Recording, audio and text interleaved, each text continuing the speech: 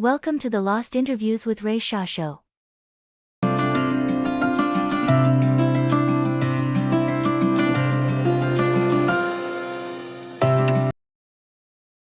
Well, you've got a bunch of international dates coming up. I didn't see any American dates coming up yet. Is that coming in the future, or are you guys? I'm not sure. Yeah. I haven't seen any American dates either. We're flat out until Christmas. I know we're in all kinds of places: Morocco and Iceland, and all over Europe, Russia, and from the Eastern European countries right through to the UK and. Then in Japan and South America, but I don't see any American dates. That's right. Yeah, there's a lot of legendary British bands that have not been coming to the U.S. as of late, or if they do, it's very slim pickings. And then down here in Florida, it's like the last stop. Coming down here for some reason. I chatted with Mick Bach, from Uriah Heep last week, and he was saying it was more of a financial decision. Is that true? Well, I wouldn't know that because I don't ever know what's on the schedule until they send it to me. So right. What goes on behind it, I wouldn't understand that. I know that if there was a invitation, then we'd be there like a shot. Right. Yeah, I know the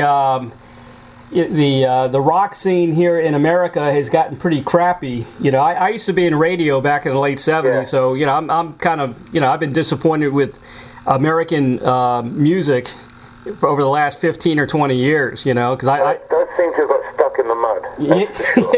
Exactly, and you guys get no support on radio. Neither does anybody else. But I know they just want to play something from the 70s. And yep. Once you get that label classic rock around your head in America, that seems like the tombstone. So yeah. It's had an effect. I guess nobody wants to go and be represented like that. I think most people. They don't want to argue about it. I mean, that's your decision. You guys do it as you want, but right. The rest of the world doesn't handle it like that. So there you go. Yeah, the music industry certainly has changed. Yeah. I want to. I remember. It's really funny, because I heard from somebody who was on the committee for the Hall of Fame nomination, which we didn't get. Right. Describe us as one-hit wonders. Oh no. We're basically a live performing band, so. That was hilarious, Yeah, well, I think the Rock and Roll Hall of Fame's a joke anyway. It's ran by a bunch of cronies, that kind of put it together. And well, it's the same as the BAFTA, it's the same as the Grammy, it's the same as the thing. Oscars and the whole thing, I agree with you 100%. Yeah. Yeah, but were you guys nominated this year? I think so. I heard. I got a few questions about it, saying what did I think. Huh. Well, I've been fighting my whole life against being institutionalized, and right. I have no reason to stop at the moment. Plus, this is the same bunch of people that decided that the monkeys were America's answer to the Beatles.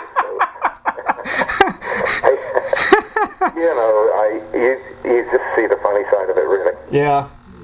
Well, I talked to Mickey Dolenz from the Monkees, and he compared the Monkees with Glee. He knew they were a sham band, yeah. From the beginning. So, he's not taking any credit there.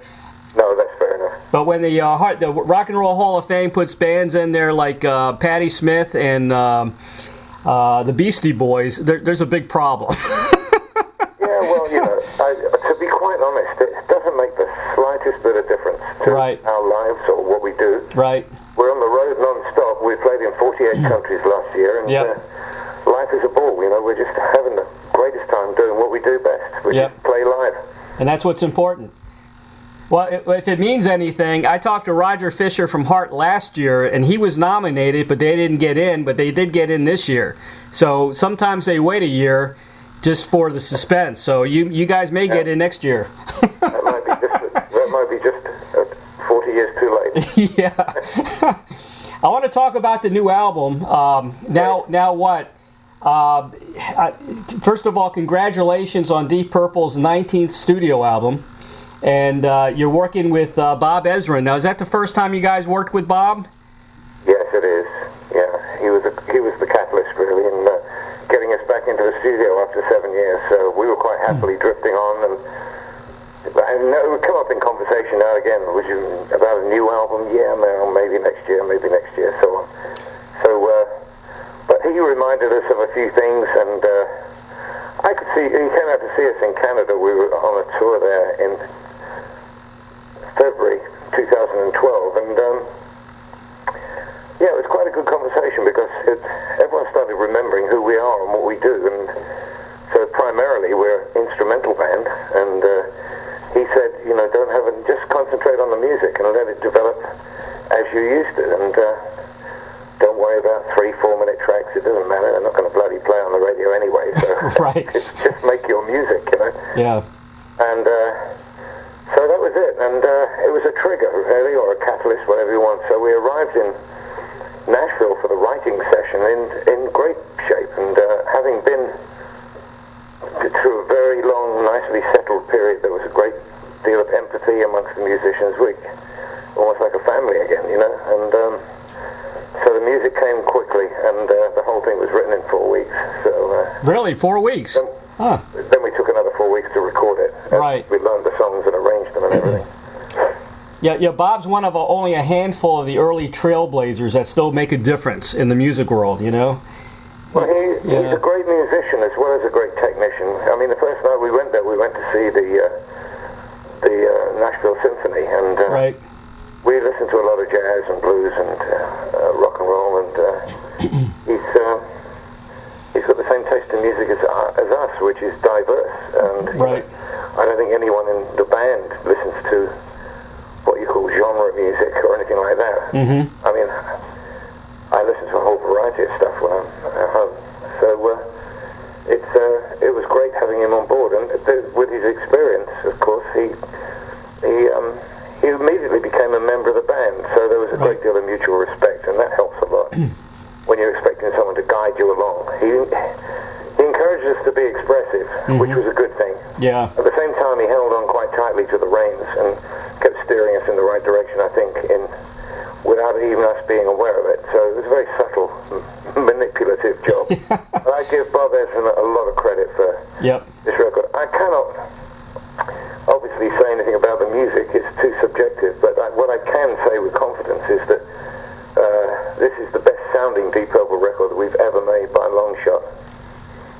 Well, I got to tell you, I was totally blown away by the new album, and I'm giving it 5 stars. Thank you. Yeah, it's to me, I'm calling it an incredible mix of progressive and hard rock genius. I really see a lot of the progressive roots in there in the album, and I love it. I'm a huge progressive rock fan, and I know you guys always had dabbled in that genre as well. But we don't actually know what progressive rock is. But I'll take your word for it. Well, we label everything here in America, Yeah, I know. The title and the cover was also interesting. Is there any special meaning behind the title? Not really. I think I designed it originally just because I thought it was apt. There's us guys reluctant to go in the studio, and we keep getting nudged. Come on, make another record. No, we're fine on the road. We're fine. We're having a great time every night. It's a big adventure. And it's like the phone rings and you go, now what? Eventually you have to do what is demanded, and so it's kind of a grumpy reaction to the constant prodding by the record label and the management, etc. Yeah. And I just doodled around with it one day on my computer and sent it round, and it kind of caught on.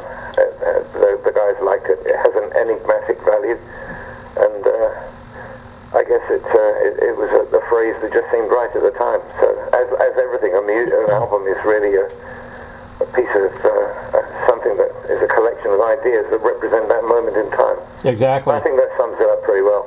Yeah. Now what? Yeah, I think you're right. Leave me alone. That sort of thing. It's a great album. Some of the notable tracks that I noticed. My favorite songs were "Blood from a Stone." Your vocals were your vocals on this album is immaculate. It's incredible. So you must take care of your vocal cords. Well, I sing every night. And you probably don't smoke, right? Not a smoker? Oh, I smoke, sure I smoke and I drink, but not when I'm on tour. Right, which cuts out about 3/4 of the year. Yep. So, Yeah, I enjoy a cigarette, and I enjoy a drink when I'm home in my bar. I would get some friends round and neighbours and that sort of thing. And it's amazing who you would see smoking, although it's illegal to talk about it even. But I've got surgeon friends who are... Yeah, I know. the big two surgeons. One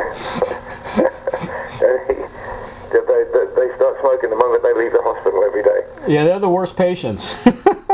my wife's a nurse, so I know all about that. Yeah. The other song, Uncommon Man, I mean, I could see you opening up the show with Uncommon Man. That was such a cool song, man. Thanks. The thing that I'm most hooked up on at the moment is Above and Beyond. It's a track that... Yep. It's got Jon Lord's spirit in there, and I'd written the lyrics, almost finished the lyrics, when we heard the news about John dying, and yeah. We kind of sat around the studio and then started talking about the good old days and some good memories of John, and it was just like when my dad died, actually. Yeah.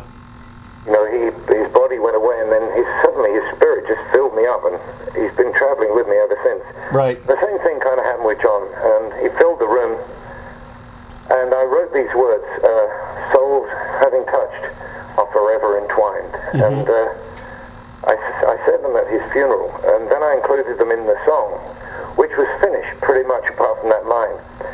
And I hadn't made my mind up what it was about. It was certainly about separation, but I didn't know at that point, hadn't pinned it down whether it was in my mind, whether it was two lovers parting or somebody setting off on a long journey or something like that. But when I wrote those words in the middle eight, then all of a sudden it made sense, and there was Jon Lord singing to us all, and it's a kind of burlesque waltz, if you got to describe it. It's right. In 3/4 time, and it's got this glorious key changes, and I just find it spiritually really uplifting. I think that's going to be definitely in the show. Yeah, I think it's going to be a favorite among fans and critics, both. It's difficult to pin down our kind of music. As somebody was saying earlier on, you're playing Wacken in Germany in the summer. Mm-hmm. Wacken is the biggest heavy metal rock festival in Europe. It's just a huge annual event. And they said, does Deep Purple fit into that heavy metal thing? I said, amen. 2 weeks before that, we're headlining the Montreux Jazz Festival. So what do you... Go figure. Well, Purple was probably one of the pioneers of metal, right? You and Black Sabbath. Most of the water came from Montreux. Yeah. The Jazz Festival has been going ever since. We've headlined that 2 or 3, 4 times, I think, since then. Right. But there's a lot of... If you describe jazz as freeform or adventurous music, I mean, that's what happens in Deep Purple in a rock format every night between... These guys are unbelievably good musicians, and they just extemporize. Yeah. Every night, same old songs, but they're different. They just go out there and improvise. You know, that's what makes it so constantly exciting. It's a thrill.